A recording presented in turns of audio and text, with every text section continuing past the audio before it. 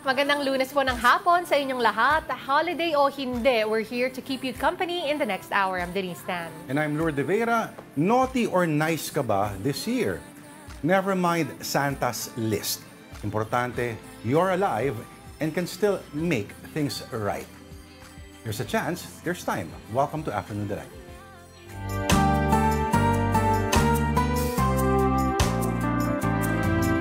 Okay, ramdam na nating lahat. 2 days to go na lang before Christmas. Kung hey Fatsay! Abangan nyo sa Feb. Susot ko ulit. Oo, diba? Pulang-pula eh. Sinadya mo ba yan? Ginagaya mo yata ako eh. Oo, kaya you have to start the week strong. And it's our favorite day of the week na Monday, December 23rd. Ilang tulog na nga lang. Yan, no? Pasko na. Kaya naman kasama sa ating Noche Buena series na handa ay ang ube halaya. Sana all, Ano? may ube halaya. Excuse me. Pero mga Bisaya kasi hindi Sana all may ube halaya? Oo. Sa mga Bisaya kasi hindi masyadong maube halaya. Hirap gawin yan, ha? Oo, kaya mabenta yung mga good shepherd ng mga ube-ube. Kasi yan... San ba to usually? Kung hindi sa Visayas, ano? Tikman ko, I think, mga sa inyo, di ba? Mga sa Batangas. I was gonna say, sa Batangas kasi Sa Batangas ay... Ayan, hinahalo yan eh. Talagang magkakamuscle ka daw talaga dyan. Kasi really? Pinapakuluan mo yung ube at may condensed milk at may butter, sugar o margarine doon sa malaking kawali at talagang kailangan mong i-mix talaga siya. At magkakamuscle ka daw ka talaga dyan. O, yan. Pero sa akin, ang naalala ko dyan, ganyang kalaki yung ube halaya mo at ganito rin kalaki yung halo-halo mo dapat. Oo nga eh. Tamang naiiwan yung halo-halo. Kulang na lang ay leche flan. Para Ay, kompleto shocks na yun. sila. Gusto ko rin yun, leche flan. Diba? Mahilig ako doon, oo. Correct. Okay. Hindi mahilig sa leche flan, Ano? either super diabetic or hindi tunay na Pilipino. Akala ko friendship over na tayo kung hindi ka mahilig sa leche. Ay, hindi. flan. Grabe. Raisins lang naman ako. Tsaka, Pinya. Tsaka pinya sa pagkain. Pinya sa pagkain. Savory. Pinya as is. Wala tayong problema dyan.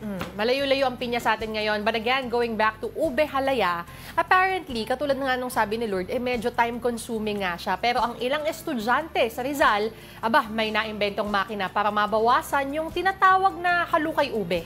Ito ang report ni Mobile Journal, Merrimon Reyes. Karaniwang makikita sa hapag tuwing Pasko ang ube halaya. Pero dahil mahabang oras ang ginugugol para gumawa nito, isang grupo ng mga estudyante ang may nilikhang makina para mapadali ang prosesong yan.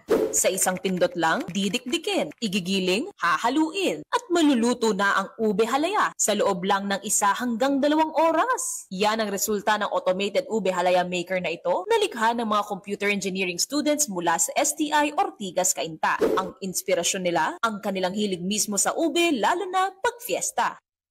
Isa po ako sa mga gumagawa ng tumutulong na po sa mga lola ko, sa nanay ko. Napansin ko po na napakahirap po talaga bawat proseso. Yung paghahalo pa lang po, napakahirap na po eh. Kasi may technique po kami na ginagawa. So pag hindi mo po kasi siya nahalo na maayos, masusunog po yung ube. Pero sa kanilang ginawang makina, ang kailangan na lang nilang gawin ay balatan ang ube yams, saka ito isasalang. Sa loob ng 1 taong conceptualization at 3 hanggang 4 na buwan ng trial and error, malaki ang nakikita nilang potensyal dito lalo na sa food industry at sa mga may hilig sa kakanin at malalagkit. Pinasubok din nila ito sa mga ube halaya professionals at approve sa kanila. Ang naging problema po talaga nila yung pagdating nga daw po sa paggadgad at sa paghalo, yung pagtatansya na po ng mga sangkap. Sa paghahalo po, almost same time lang po since nireplicate lang namin yung low heat, which is gumamit kami na heating plate tapos steering motor. Yung mga process like yung sa grating nga, nabawasan niya yung time. Pag nilagay mo sa machine namin, abutin lang yan ng wala pang 1 minute. Sa ngayon, kaya ng ube halaya maker na ito ang gumawa mula 5 hanggang 6 na kilong ube. Plano nilang makakuha ng patent para sa disenyo nito at may pakilala ng tuluyan sa merkado. Bilang mga student innovators, pangarap nila ang makatulong sa iba't ibang larangan at industriya na sana ay tularan ng kapwa nila estudyante. Huwag silang matakot na sumubok ng bago. Kung mag-fail naman sila, huwag po silang mag-give up sa dreams nila. Ganun. Wala raw hangganan pagdating sa inobasyon. Ang kailangan lang dito ay inspirasyon o paghuhugutan ng ideya. At dito nauusbong ang magkarami-rami pang mga imbensyon. Mobile journalist Marymon Reyes po, hatid ang mukha ng balita. All right, now let's check out some stories on social media. First up is on the Philippine Star via Life. Naku. No to Marites. Pope Francis reminds Vatican officials to avoid backstabbing and gossiping.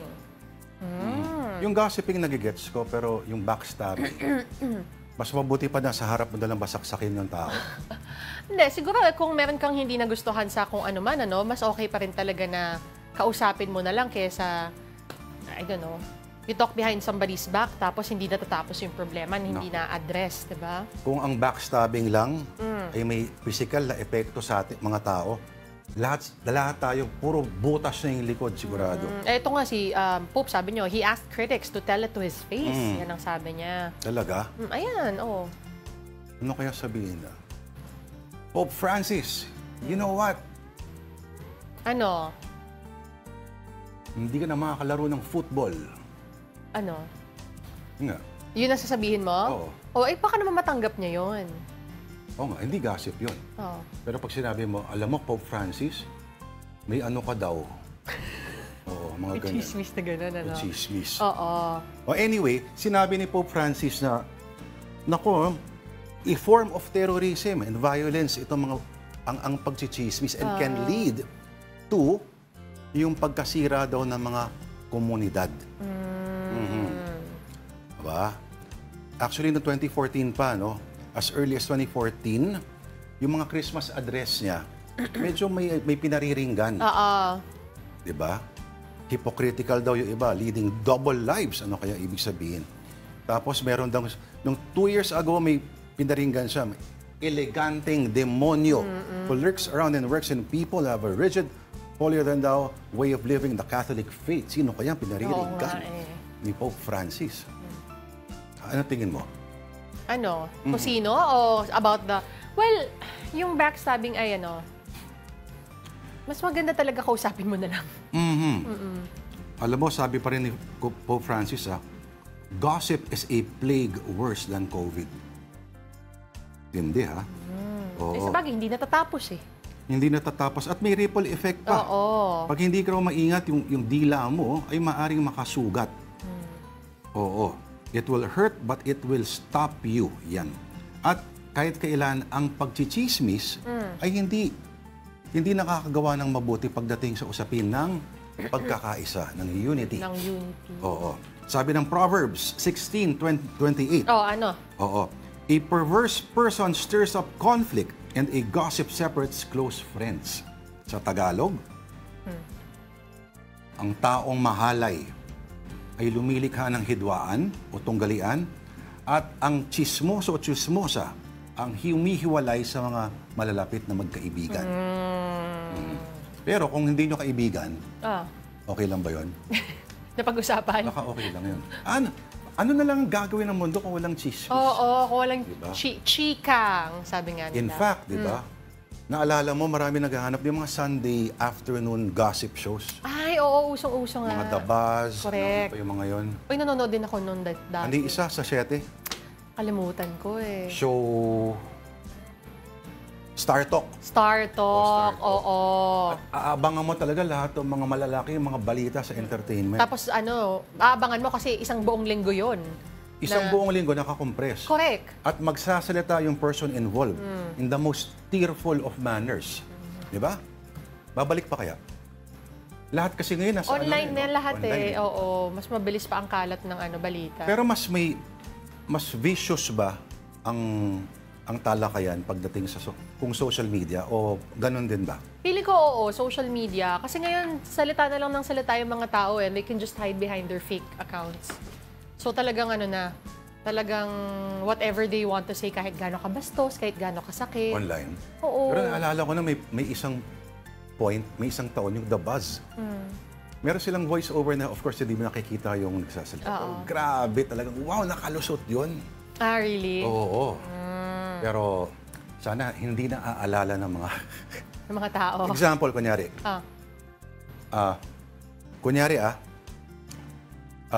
Denise Garcia. Bobo daw sa toong buhay? Okay, Ganon. Tapos, yung damit daw ng isang tao, ang description niya ganito. Para daw dinisenyo ng 10 mga beki na hindi nagkasundo. Ganon ang description. And I'm being charitable pa. Oo. Pero yung viciousness talaga ng panahon nila. Those were vicious times. Mabuti na lamang at kinikilig at nagsasama ulit si Marvin at Jolina. Oo nga, aabangan ko yun. Yun ang aabangan ko. May pag-asa pa raw ang mundo. Chuva chuchu. Okay, on onenews.ph naman, ang kwento natin, new polymer banknotes released today, December 23rd.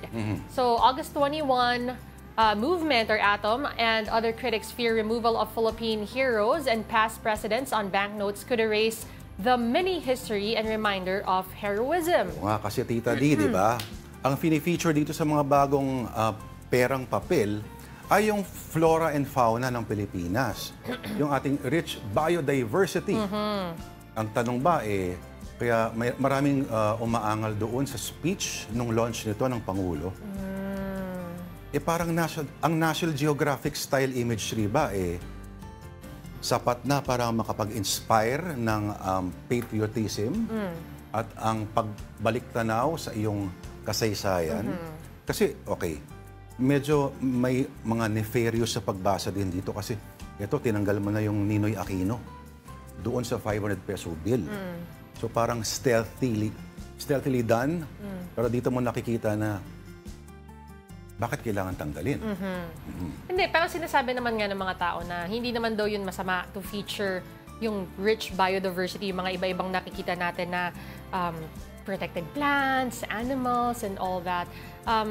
And even the traditional local weave designs, yun yung fini-feature natin ngayon. Ang importante daw, wag mawala sa sirkulasyon yung mga bills with the old designs. Nako! Oo, yun ang sabi. No? Napansin kasi na yung banknotes bearing Jose Abad Santos, Vicente Lim, and Jose Fallanes Escoda on the 1,000 peso bill ay kukunti na lang din at mukhang itinitigil na ang printing. But again, these are all speculations at this point, ha? Oo. Yung tatlong yun kasi talagang may mahalagang pinakita yun, lalong-lalo ng World War II.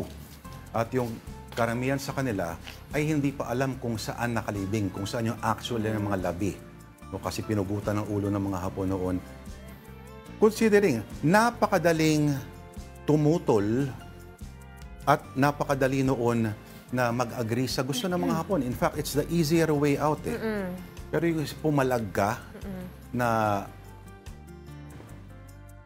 papahirapan mo sarili mo, mas mahirap yun. At yung mga taong mas pinili yun para magkaroon tayo ng konsepto. No? Kung ano ba ang... May isang tao din na nagtanong, are we worth dying for? Ito yung nangyari sa kanya. Pinalitan ng spotted, ano yun? Anong hayop yun? Pinalit sa kanya. O yan. So makikita natin, kung tutuusin lang, kung kasaysayan, kung matatapang heroismo o heroism, kabayanihan ang hinahanap natin, hindi tayo nagkukulang sa Pilipinas yan. So kung yung mga kahayupan na nandiyan sa big kahayupan, o yung mga halaman, baka pwedeng sa iba ilagay yun. At pwede rin na may mga bills na doon talaga dapat. Oo. Pero alam mo yung 1,000, yung binanggit mismo, no? Ang natanggap ko talaga, yung polymer. Yung mga recent transactions ko. Mga ATM, ganyan. Yun na talaga yung nakukuha ko. Ibig sabihin, kasi updated yung mga 1,000 pesos mo? Oo.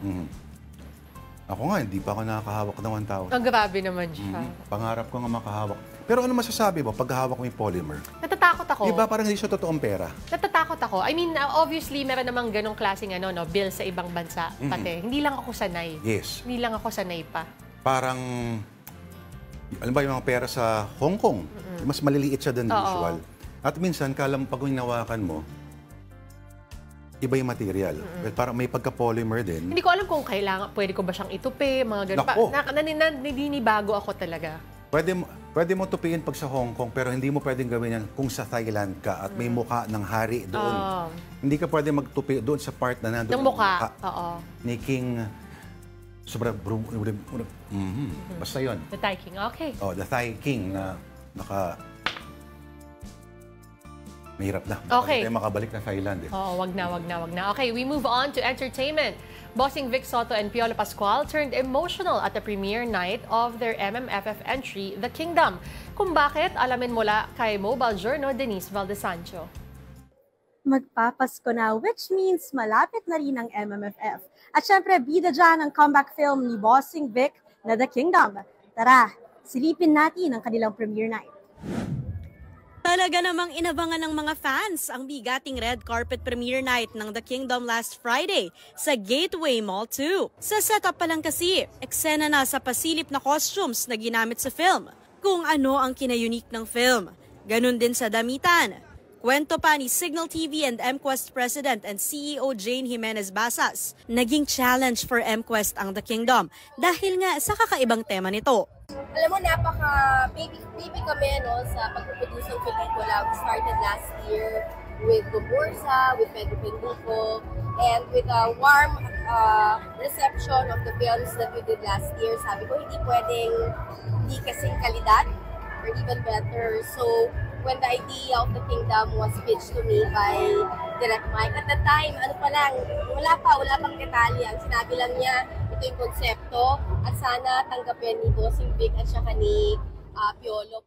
In attendance din sa Signal and MQuest Chair Manny V. Pangilinan. Ang friends and family naman ng cast, di pwedeng di full support, including Jose Manalo and Wally Bayola. Pati si Marco Gumavao at Dominic Roque. Si Kyle Etchari naman. Sino kaya ang sinusupport for the night?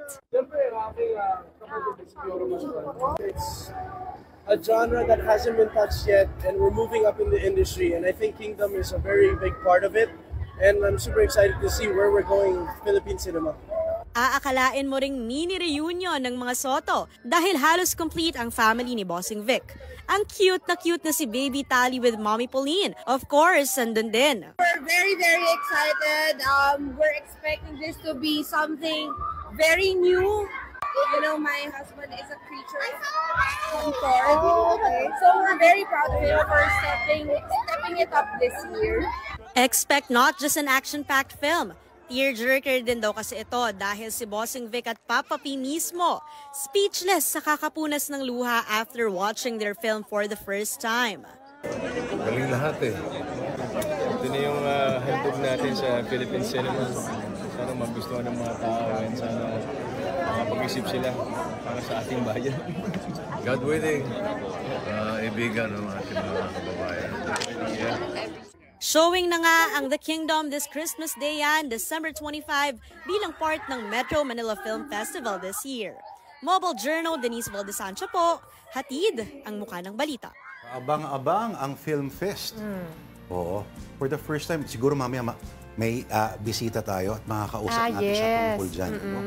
Dahil for the first time, parang alam mo yung mataas ang kalidad ng lahat ng mga entries. Okay, binabati natin na lahat na nanonood po ng Afternoon Delight via live streaming on Facebook, YouTube, and TikTok. Gaya po ni Rodel Alcantara. Of course. Sabi ni Rodel, alaman anda ang hampas lupa. Pasalamat pa rin at gising pa rin pagdating ng Christmas. Ay, of course naman. Oo, buti kang gumigising ka pa. Correct. Oo. Diba? Pero, hindi mo naman alam kung yung last day mo na ng pagpikit yun. Paano kaya kung mas maganda pala yung alternative? Na ano? Yung pag hindi ka na gumising? Oo. Mas maganda pala papunta doon. Ay, ako Bagay na sana bagay matagal ang pa. outfit natin. Di Namumula. ba dapat puti pag ano? Pag time na? Anyway. Kung pupunta ka doon sa baba. Ay, hindi ako doon pupunta. Ibang usapan. Oo. Anyway, paano na lang, babalik ako doon sa usapin ng pera ha. Di ba dati may kasabihan, mabuti pa ang pera may tao. Ang tao walang pera. Paano ngayon, yung pera natin wala na rin tao. Ganun din. Buti pa ang pera may hayop. Ay, hindi ganun. Hindi pala. Hindi. Kasi yung hayop. Walang tao eh. Hindi, tsaka yung hayop minsan may pera din eh.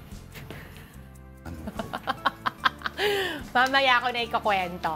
Okay. Gets na. Okay. Kaya puro kahayupan ang pera natin ngayon. Okay, again, you can join in the conversation. Mamaya po susubukan nating batiin kayo at daanan ng lahat ng inyong mga messages right before the end of the show. Alright, time out muna. Marami pa kaming kwento sa inyo. Magbabalik ang Afternoon Delight.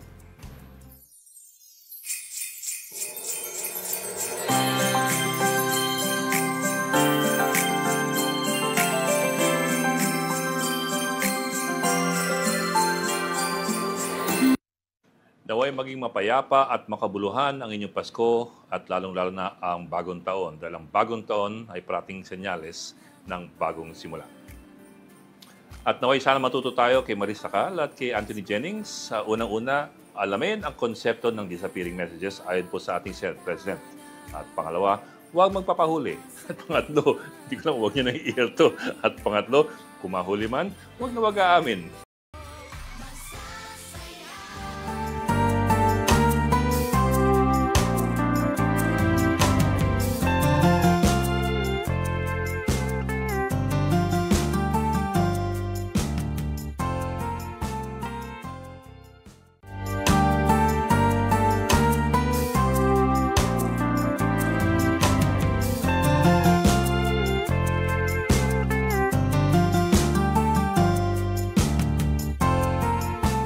Alright, nagbabalik po ang Afternoon Delight dito po sa One News. Ako po si Lourdes de Vera. At ako naman po si Denise Tan. Thank you for staying with us. Alright, passengers are now flocking to the Parañaque Integrated Terminal Exchange or PTEX. And for updates, we have Mobile Journal, Evan Tarinque. Evan, kumpara ngayon nung nandyan ka, ano ang pagkakaiba? Mas pumapal ba lalo o mas humupa na? Kasi sa EDSA, medyo magaan na yung traffic.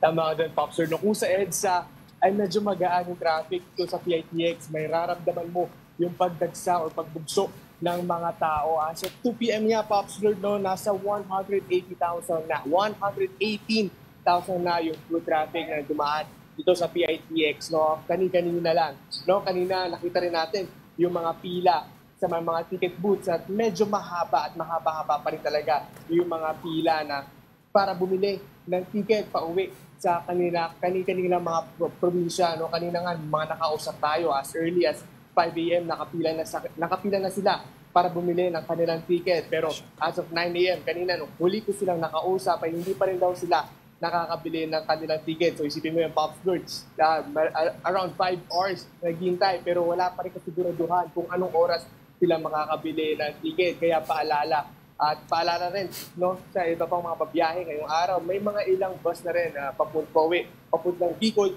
ang fully booked na. No? Pero sabi ng pamunuan ng PITX ay pwede pa rin daw mag-walk-in yung mga tao dito sa terminal. No? And nagpaalala rin sila na bawal pa rin po magdala ng mga matutulis na bagay, mga flammable materials at mga baril dahil yung latest na count na nakuha nila is nasa 81 na yung kanilang nakonfiska kahapon. Ivan, what's the reason behind that? Bakit 5 oras na hindi pa rin nakakabili ng ticket? Isn't the scheduled or the bus scheduled na meron naman talagang biyahe, 'di ba? Bakit Ba't hindi nakaka-purchase yung ating mga kapatid diyan? Tama. Denise, kanina kasi usually ang operation ng bus terminals ay ang PITX 24 hours pero yung mga bus companies usually 5 a.m. hanggang 10 p.m. yung kanilang operations, no? At yung iba nga, no, punuan na. Yung iba nakapag-advance booking na. So yun yung nangyari yung nakausap natin kanina sa ilang pasahero, hindi sila nakapag-advance booking. At yung nga, priority siyempre, yung mga nakapag-advance booking sa website at sa online. No? Kaya yung iba, talagang chance na lang talaga. Yung iba nga, chance, kahit pa chance passenger na lang yung kanilang makuha, basta makauwi daw sila sa kanilang pamilya at probinsya ngayong magpapasko. Denise. Matanong, go. Yung mga nag-iintay na yan, majority saan ang biyahe? Ano ba yung mga fully booked na talaga na mga biyahe papunta sa ang lugar?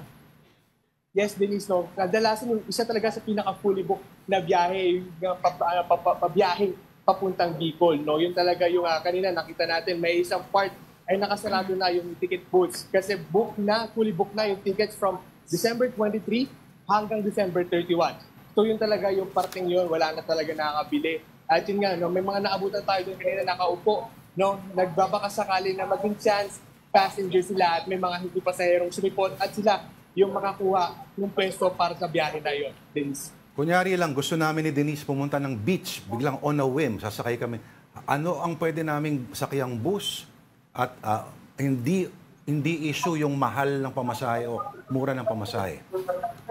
Yes, Pops, kompleto naman yung biyahe dito. Marami yung mga biyahe pwede nga pagdalhan kung saan man. Gusto pumunta ng Subic, o sa Olongapo, kung saan man. Beach yung gusto nyong puntahan. No? Pero reminder lang, no, na tignan na rin yung schedule ng mga bus natin. No? Dahil yun talaga yung isa yung problema. No? Naging fully booked na yung ibang mga bus companies at pagdating lang nila dito malalaman. No? Kaya sinasabi, laging paulit-ulit na sinasabi na sana ay dapat mag-advance booking na on website, on online, no, para hindi na ma-hassle at hindi na nga magantay ng ganong katagal dito sa may terminal. Oo, kaso marami tayong mga lolo't lola na hindi marunong ganyan. Oo nga, tsaka curious ako, Ivan, how advanced can you book the tickets? I mean, if I'm planning to, let's say, go home to a certain province ng on the 23rd, pwede ba siya na tipong Setyembre pa lang, pinaplano ko na? Grabe naman, hindi, Setyembre. Hindi, kung alam mo naman di ba? Kasi when does it open, kumbaga?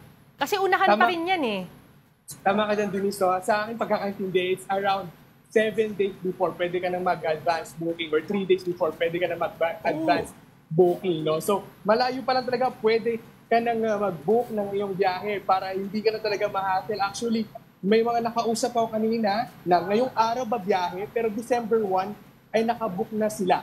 No? So, inagahan talaga nila. Oo, tama yun. Oo. Para hindi na makaangal si January Acosta. Hindi, tsaka kasi, ang Ivan, no, tama yung report mo last week, parang ang expected na dubaan sa PTEX, nasa 3 milyon, tama ba? O para ka lang din nag-airport, kaya dapat months in advance sana, if possible. Oo. Ivan, so far sa coverage mo, ano yung pinaka-weird na nakita mong sinubukan ng mga tao na isakay sa bus, halimbawa? Dati may mga nagdadala ng gasol Pero hindi dyan, nasa ibang terminal, sa Cubao, halimbawa. Actually, Popsir, kanina may naabot na tayong may dalangan, maliit na gasolito sa may entrance pa lang. Pero buti nga, fortunately, sa entrance pa lang ay nakita at na-detect na kaagad dito. So hindi na ito nakapasok pa dito sa loob ng terminal at iniwan na lang sa entrance. No, kanina may mga nakikita rin tayo, may mga dalang manok. No, pero nasa bayong. No, yung mga manok nila nakalagay sa bayong at may butas lang yung bayong para makahinga yung manok. So, yun talaga, karamihan talaga, yun, yung mga dinadala sa kanilang probinsya. At meron din ako nakita, marami sa mga kapatid natin yung nagdadala ng mga pasalubong, yung mga nasa plastic container na malalaki.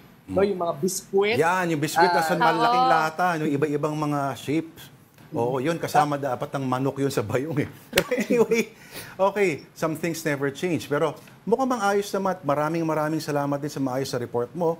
Ang ating mobile journal, Ivan Tarinque. Ivan, pag di tayo nagkita ulit, Merry Christmas sa'yo. Merry Christmas. Merry Christmas. All right, here now is a quick rundown of more stories on One News.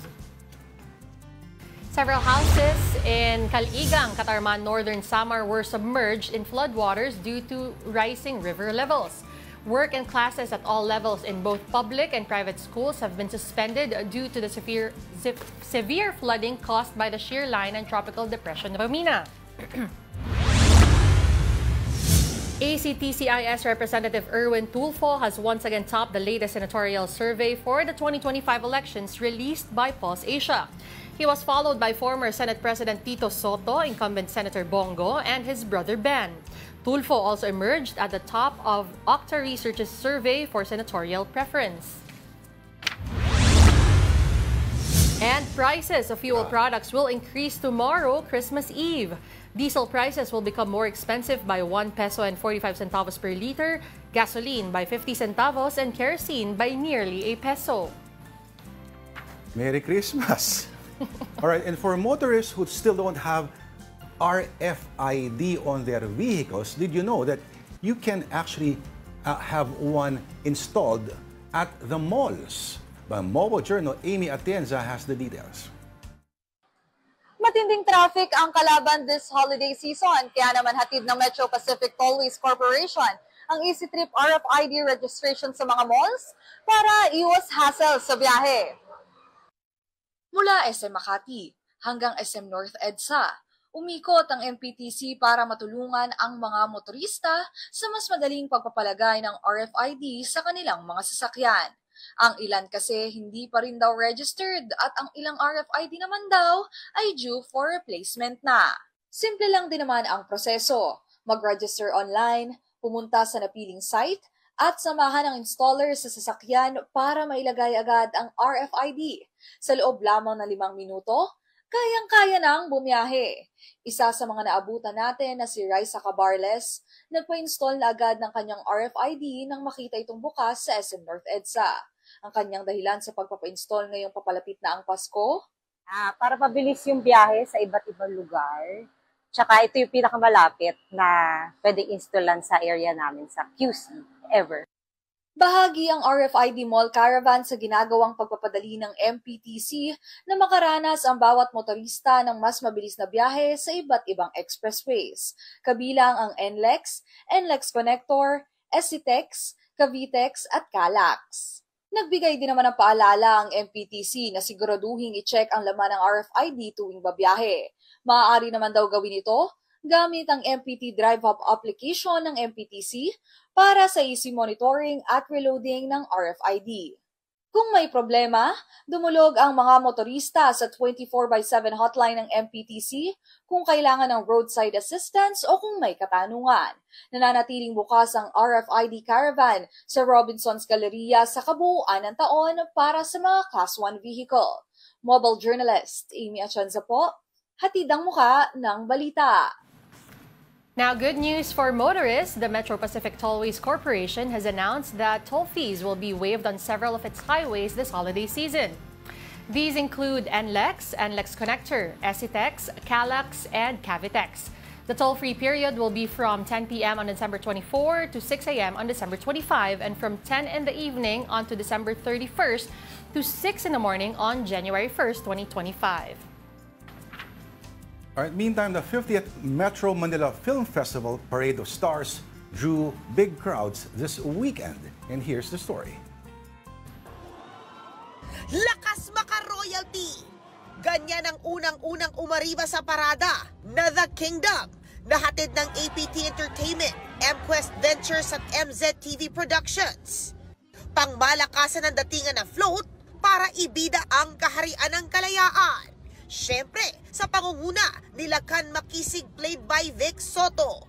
Ito ang muling pagsampa ni Bossing sa pamosong Metro Manila Film Festival Parade of Stars. After 6 years, kaya naman, excited na siya. Na-miss ko eh. I've been doing this for so many years, tapos nahinto for about almost 6 years.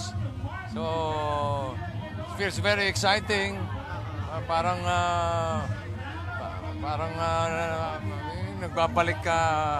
babalik bayan ako. Ang co-stars ni Bossing na sina Christine Reyes, Sid Lucero at Sue Ramirez, all smiles din sa pagpapasaya sa mga tagahanga.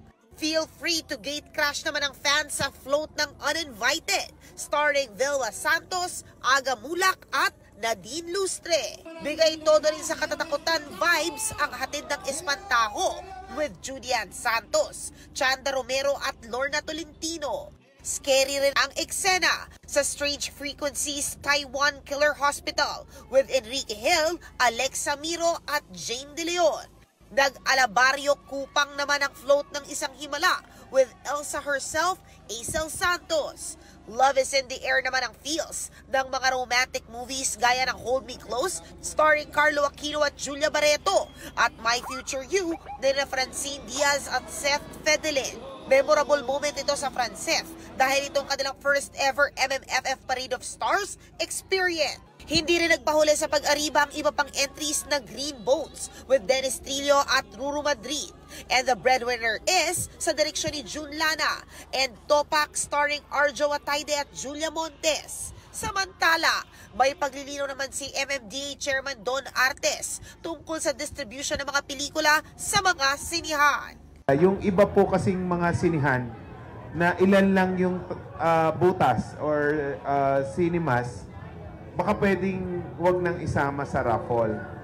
Yun po ang nagiging, doon po nagkakaroon ng discrepancy. Lahat naman may kwentong MMFF. Alright, at ready na ba ang lahat manood ng sine mula Pasko, December 25? Abay, maghanda na kayo at madami tayong pipilahan at MMFF na po. Excited kaming lahat dahil mukhang walang tulak kabigin na entries this year. Ibig sabihin, mataas ang kalidad ng entries. Ha? At pag-usapan natin ang pista ng pelikulang Pilipino, with MMFF spokesperson, I am Noel Ferrer. Una sa lahat, belated happy birthday, Kaibigan Noel. ko to, maraming salamat. Happy At Merry birthday! Christmas! Merry Christmas! Merry Christmas. And then Merry MMFF again. So it's the 50th anniversary. No, actually wrong. No? Pag sinabi mong 50th edition pala, 50th edition of the Metro Manila Film Fest, we started 1975. Why is that so? Bakit 50th at hindi sasabing anniversary? Started, we count, di ba, annually of 1 year after. So, started 1975, pero ngayong 2024, yung 50th edition. Yun. Isang taon. Ano ang meron sa proseso ng screening o anong may ginawa ba sa sistema ngayon? Bakit sinasabi na wala yung mga the usual na mga audience pleasers at may audience pleasers rin naman yung ngayon. Pero ibig sabihin, medyo yung storytelling, filmmaking ay hindi the usual. Siguro it's a product of, it's the same process actually. 5 films based on scripts, 5 films based on finished films. Pero Lord, siguro at Denise, nangyari yata dun sa previous years, nakita nila na hindi na basta umuubra yung nakasanayang napanood ng Pinoy. So after the pandemic, I think the viewers' taste have changed. So ang nangyari, si Vice Ganda natalo ni Nadine Lustre sa Deleter at one point of the Metro Manila Film Fest. So parang ito sa wake-up call. Parang paano babalik si Vice Ganda sa pagiging top grosser? Kailangan may baguhin siya. So what he did was to get June Lana to get a whole story. That Vice Ganda would have a film na kahit aalog-alog pa yung script, yung pagpapatawa niya kaya at kakagatin ng mga viewers. Ito, June Lana has a story, nag-jive sila, nag-collab sila ni Vice Ganda, and they came up with a leveled up Vice Ganda comedy. Vic Soto, for example. I asked Bossing, hindi kayo mabibigla yung mga tao sa pelikula mong wala, hindi ka magpapatawa. At hindi siya talaga magpapatawa. Alam niyo yan. And it's co-produced by, Signal, no? So, parang ang premise na paano ba yung bansa natin kung hindi tayo sinakop ng mga dayuhan. Ang ganda. So it's a legacy project in itself. And then Himala, a musical. How many years ago it was produced as a film, Best Picture sa Metro Manila Film Fest, a musical being made to the big screen, kakaiba din. And Lord, you know that people have been, compared to the movies, kahit 3,000, 4,000 ang tickets sa theater, pumupunta yung mga tao. So there's a strong theater community na ngayon, kitang-kita natin yung pwersa nila sa pelikula. Yun, parang kakaiba, level up lahat. Velma Santos, hindi lang siya. Last year sila, Velma Santos and Boyet de Leon. Now it's with Aga Mulak and Nadine Lucen. The host of really very good. Parang nga lahat nag-level up. So, ang kailangan natin, mag-level up pati viewers. Okay, I'm gonna go there, Sir Noel. Kasi you mentioned nga, we've all mentioned na level up lahat, yung storyline, yung production. But also, you said, willing naman maglabas ang tao ng kanilang hard-earned money. Until a certain point. Correct. Yeah. Kaya lang ngayon, bakit po ba 10? Kasi kung ang tao, syempre, kailangan kakapitan nila yon, lalo na ngayong season, kailangan pa nilang mamili, as opposed to pwede sana nilang ma-enjoy lahat and ma-appreciate lahat. Ito yata, at least we're giving them the choices. Bahala sila. Kasi people naman, for example, can afford watching the Beanie concert and Korean stars, di ba? Kahit fan meets. Walang angal sa presyo, And even Gary Valenciano, 12,000, 15,000 pesos. Ito, 350, 400. Kaya naman kung kaya. Pero aminado naman tayo na ang nawala talaga yung repeat audience. Dati, di ba, ilang beses natin papanood ng Shake, Rattle, and Roll. Tapos iba-iba yung kasama mo doon. Pero ngayon, yung iba kasi papanood, hintayin na lang nila sa streaming after na mapanood sa screen. But now we encourage people to watch all the 10 films. Them being really good films. So parang manghihinayang at mapo-FOMO sila pag hindi nila panood. Ang level up element dito ay minsan na nga lang manood ang Pinoy ng pelikula, make it count. Kung ikaw ang filmmaker, make them feel a reason kung bakit pwedeng hindi sa bahay manood. At nung bata tayo, after mag-press con at magparada, yung mga artista nagbabakasyon na pag Pasko. Yung sinasabi, hindi naman ako mananalo ng award. Tama. Yung mananalo ng award, magsasaya hanggang December 27. Pero ngayon, hindi. Nandiyan sila, nag-theater tour, nag-mall tour. At ngayon, sinasubsidize pa namin yung iba sa kanilang mga screenings, mga block screens, kasi yun na yung labanan ngayon, block screenings. At yung mga artista pumupunta pa doon. At ito yung plus point, may talk-back session. So hindi lang fan say, it should be an education session that like any festival, merong interaction yung mga tao and then talking to the directors. At hindi lang yung basta fan say na nagpapapicture. Yun, there should be a talk back to process the things that they've been watching on screen. So, sana, Halimbawa, sa Kingdom. Ang ganda. Yung what if, historical possibilities doon.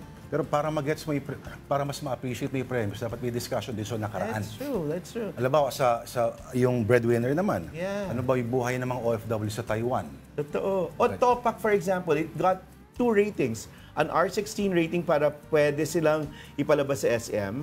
May R18 kasi sa SM hindi pwede ng R18, so it's really violent. Pero may debriefing dapat yung violence. Ano ba pinapakita ng lipunan natin kung di ganun klaseng violence? And so parang ako, it's important that there's a talk back between the filmmakers and the audience too. So sa 27, sa Gabi ng Parangal, medyo may challenge ito na medyo may hirap hulaan kung sino yung magre-read. That's true. Kasi dati, di ba, medyo alam mo na kung sino. Ito ngayon, Oo eh. And then we're really, well, if I can say, sana the chairman, palaging sinasabi namin ahead of time, pero very reputable. Wala namang nagre-reklamo ng mga results. So parang ako, sa tingin ko, more than watching the films for fun, yung tipong sana makakita tayo ng mga pelikula na mapag-iisip tayo at yun, mapapalapit tayo sa ating pagka-Pilipino. Yun. And I have questions here, Sino sa tingin niyo? Pero I'll give you tickets and you can share it with your staff. Ano yung pinaka-winningest entry ng Metro Manila Film Fest ever sa kanyang 50 years? Of course, alam niyo yan. 117 awards. Sweep. Ano? Same year ba? Isang pelikula. O historically? Historically. Kari-restore lang niya. Well, kung hindi yan Himala, yan ay... Kari-restore lang niya ngayon. Isap Mata? Hindi. 17 awards. Cesar Montana yung lead. Nako. Jose Rizal? Ayan, okay. Yun yung one ticket. Okay.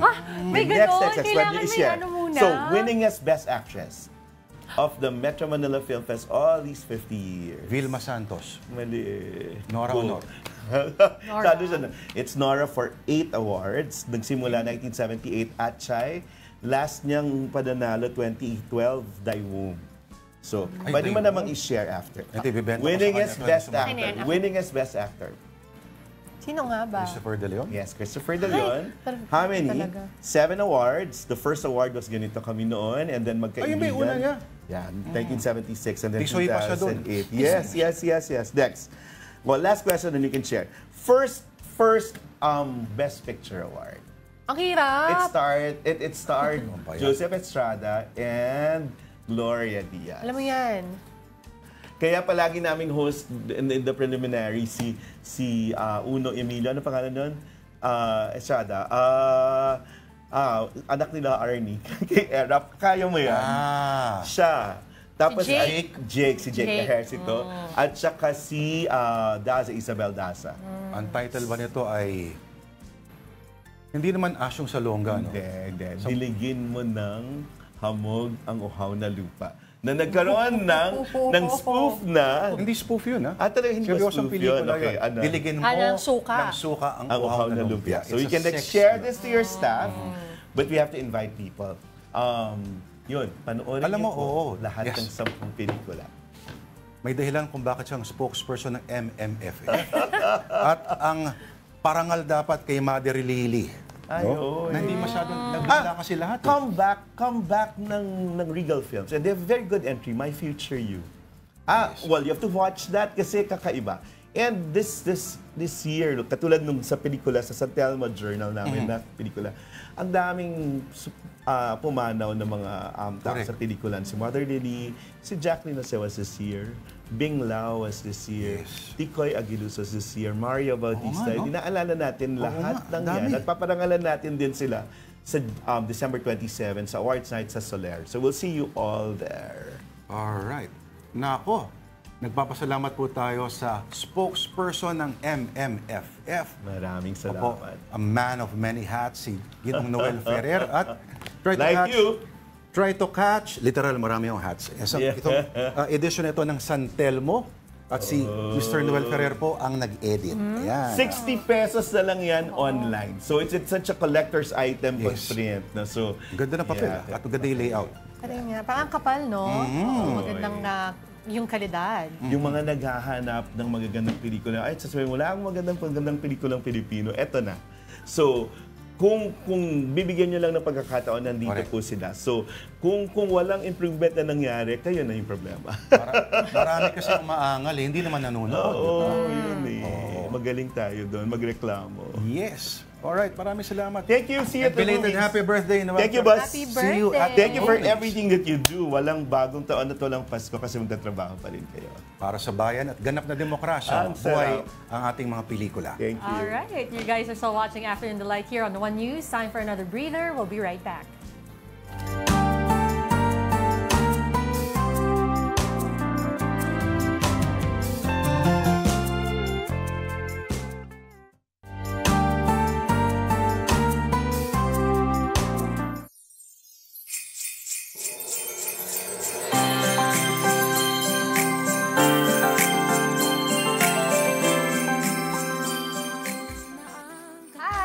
Angela Lagunsad Castro, and I'm wishing you a very Merry Christmas and a Happy New Year. Merry holidays, sparkle with joy and laughter. Mga ka-branchies, mga kapatid, Merry Christmas po sa inyong lahat. Maraming salamat sa patuloy niyong pagsuporta sa amin, sa programa at sa lahat ng programa ng Signal TV. Merry Christmas. Have a Happy New Year also. The Christmas season is finally here, and from all of us here on One News, we want to wish you a Merry Christmas and a Happy New Year. We hope this holiday season will be filled with love, joy, and warmth for you and your family. I'm Pauline Berzosa from One News Now. And we're back. You're watching Afternoon Delight. Ako po si Denise Ta. At ako naman po si Lord Vera, pero wala pa rin tatalo doon sa message ni Ed Linggao. Grabe nga yun. Hindi ko din kinaya. But now we move on to sports. Northport player John Amores will no longer be allowed to play professional basketball. This comes after the Games and Amusements Board revoked his professional license following his involvement in a shooting incident in Laguna last September. Amores and his brother were released after posting bail. Aside from being barred from playing, Amores is no longer allowed to sit on the bench or watch games. Amores has been ordered to undergo counseling. Recall that in 2022, the PBA player was involved in a punching spree during an NCAA game. Meantime, the Philippine men's national football team has secured a spot in the semifinals of the 2024 ASEAN Mitsubishi Electric Cup. That and a PBA recap from News 5 correspondent Ian Suyu. Simula pa lang ng laban sa PhilSports Arena, pukpukan na ang Rain or Shine at Terra Firma na target tapusin ang taon nang may panalo sa PBA Commissioner's Cup. Sa third quarter, dito na nagpasiklab si Terra Firma big man Vic Manuel na pinangunahan ang 17-0 run para makaabante 77-66. Pagdating ng fourth, gumana na ang chemistry at shooting ng Elasto Painters at bumawi naman ng 13 magkakasunod na puntos para tuluyang ibaon ang jeep. Final score, 124-112 para sa Elasto Painters. Dahil sa panalong yan, na-extend ng Rain or Shine ang kanilang 3-game winning streak at nag-improve na sa 4-1 win-loss record. Nanguna para sa Ross ang kanilang import na si Dion Thompson na may double-double 23 points at 17 rebounds. Samantala, may 21 points naman si Adrian Nocum. We tried defending that post play with our import. No? We got the stops that we needed at a crucial time. So yun ang susi doon. Ano? Then we got into our late game transition. It's good to win 4 straight games before Christmas, before the New Year. Maganda rin yung matchup namin, bata din yung si Paraiso and sila Mark Nonoy, si Paulo, teammate ko sa Mapua. So, yung lang, nag-stick lang ako sa game plan ni Coach yun, kahit pa paano nakatulong sa team. Gitgitan din ang naging harapan ng visiting team Hong Kong Eastern kontra San Miguel Beermen. Umabot pa sa overtime period ang laban kung saan nakalamang pa ang SMB 89-87. Pero to the rescue si Glenn Yang at nagpakawala ng 7 magkakasunod na puntos tungo sa 99-91 na panalo. Nag-improve ang Hong Kong sa 6-2 record habang bumaba naman ang San Miguel sa 3-3 record. Tuloy-tuloy pa rin ang PBA action sa Pasko. Gaganapin ang mga laro sa Smart Araneta Coliseum. Pasok naman ang Philippine Men's National Football Team sa semifinals ng ASEAN Mitsubishi Electric Cup. Nanalo ang ating koponan kontra Indonesia sa score na 1-0. Ito rin ang unang panalo ng Pilipinas kontra Indonesia sa loob ng halos 6 na taon. Makakalaban ng Pilipinas ang Thailand sa first leg ng semis sa Rizal Memorial Stadium na gaganapin sa December 27. Habang sa December 30 naman sa Bangkok ang second leg. Pilipinas Live is giving the gift of free live games this December. Enjoy the PVL, PBA, NBA, and more. All you have to do is download the app and register for free.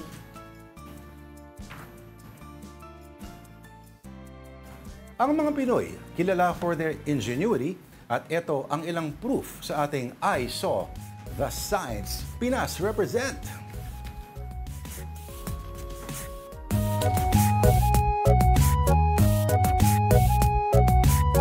DIY, do-it-yourself baka mo. Again, para-paraan lang yan. Edition. Unang 2 photos mula kay Afternoon Delight viewer Muggsy Alcantara. Ano sabi? Pakita natin. Isahang delivery baka mo, kaya at kasya. Ano ba yan? Hindi ko nga maintindihan yan. Ba yan? Mukhang washing machine. What? Washer-dryer. Hindi, pero paano siya nakaka-manuel? Tama ba? Hindi. Masyadong mabigat yun eh. Kayang-kaya mag-plastic. Walang plastic lababo para mag-sharon.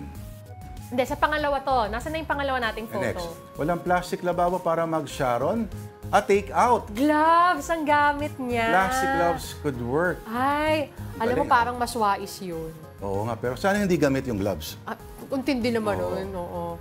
Okay, next. Walang accessory pang Christmas. Here's Ginger Bell. Mukhang galing sa'yo to, no? Ginger Bell, Ginger Bell, Ginger Bell. Hindi siya natawa. Anyway, okay, if you see those signs, please send them to us at afternoondelight@gmail.com. Pasko na, huwag kang mag-ano dyan. Huwag kang magwala dyan. Ginger Bell, Ginger Bell. Peace, love, happiness. 2 days. Pasko na. 2 days. Okay. Bago ang birthday ni Ivana Alawi. Okay, that will have to do it for us this Monday, 2 days before Christmas. At birthday ni Henry C. Okay, thank you for watching Afternoon Delight. I'm Denise Tan. Join us again tomorrow, 2 p.m. Ako po si Lourdes De Vera. Have a delightful afternoon. Merry Christmas.